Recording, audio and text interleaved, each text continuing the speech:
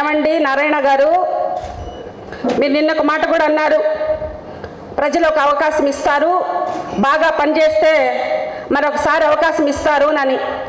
మరి మీరు 2014లో అధికారంలో ఉన్నారు కదా, మరి మీకు 2019లో అధికారం ఇవ్వలేదంటే దాని అర్థం ఏంటి? అంటే మీరు బాగా పనిచేయలేదనే కదా. అంటే మీకు 23 సీట్లు వచ్చాయి కదా రోజు. మీ ఆ రోజు ఓట్లెన్ని?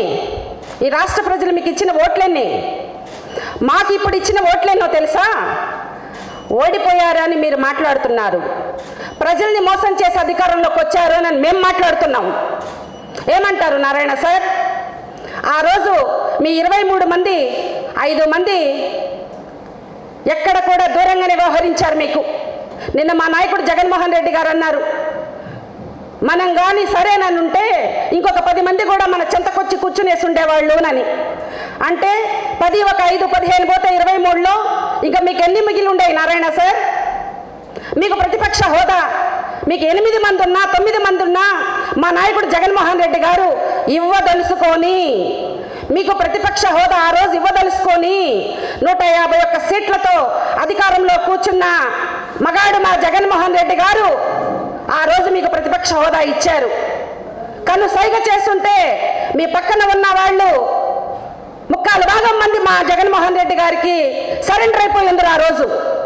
కానీ మా నాయకుడు ఏ రోజు కూడా ప్రజల పక్షాన ఏమైనా ప్రశ్నలు ఉంటే వాళ్ళు ప్రశ్నించాలి, మనం వాటికి సమాధానం చెప్పాలి అన్న ఉద్దేశంతో ఆ రోజు మీకు ప్రతిపక్ష హోదా ఇచ్చారు. 11 సీట్లున్నా ప్రతిపక్ష హోదా ఇవ్వకూడదనని ఎక్కడన్నా రూల్ ఉందా నారాయణ గారు? మిమ్మల్ని, మీ నాయకుడు చంద్రబాబు నాయుడు గారిని, జగన్మోహన్ రెడ్డి గారిని, బీజేపీ నాయకులందరినీ కూడా నేను అడుగుతూ ఉన్నా, ఢిల్లీలో 3 సీట్లున్నా కూడా ప్రతిపక్ష హోదా ఇచ్చారు, మాకు కూడా అలాగే ఇవ్వండి. 40% మంది ఓటర్స్ మాకు ఓట్లేశారు, ప్రజా సమస్యల పక్షాన మేము పోరాడాలి, మాకు ప్రతిపక్ష హోదా ఇవ్వండి అని మా జగన్మోహన్ రెడ్డి గారు మాట్లాడితే మీకు అర్హతే లేదని మాట్లాడతారా? మీకు మాత్రం సుర్రుమంటదే కార్పొరేటర్కి ఎక్కువ, ఎమ్మెల్యేకి తక్కువ అని అంటే, మాకు మాత్రం మమ్మల్ని అవమానిస్తే మాకు మాత్రం కాలకూడదా? ఆ రోజు మీకు 23 సీట్లే కదా. నువ్వు ఆ రోజు దొడ్డిదారిన ఎమ్మెల్సీ సీటు తెచ్చుకొని మంత్రి అయ్యావు కదా. ఆ రోజు మరి నువ్వు మంత్రిగా ఈ జిల్లాలో పరిపాలించావు కదా. నువ్వు చాలా బాగా పనిచేశాను, అన్ని పార్కులు చేశాను, ఇన్ని రోడ్లు వేసాను, ఇన్ని కుళాయిలు వేసానని చెప్తూ ఉంటావు కదా. మరి నిన్ను ఎందుకు ఓడించారు నారాయణ సార్?